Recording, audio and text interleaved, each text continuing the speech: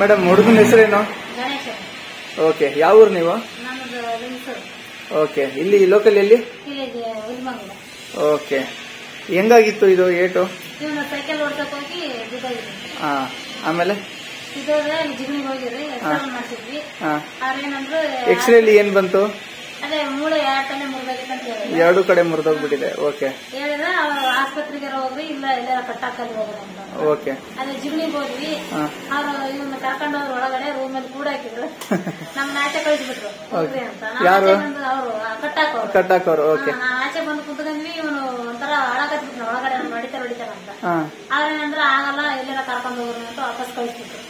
ಬಂದ್ಬಿಟ್ಟು ಹೊರಗಡೆ ಬಂದ್ಮೇಲೆ ಅವ್ರ ಆಟೋದವ್ರ ಪರಿಚಯ ಅವ್ರನ್ನ ಕರ್ಕೊಂಡು ಕೇಳಿದ್ವಿ. ಅವ್ರನ್ನ ಆನೆ ಕಳ್ಳ ಚೆನ್ನಾಗಿದಾರ, ಅಲ್ಲಿ ಹೋಗೋಣ ಬನ್ನಿ ಕರ್ಕೊಂಡು ಹೋಗ್ತೀನಿ ಅಂತಂದು ಬಂದ್ವಿ. ಇಲ್ಲೆಲ್ಲ ಕರೆಕ್ಟ್ ಆಯ್ತು ನಮ್ಮ ಹುಡುಗನ ಕೈ.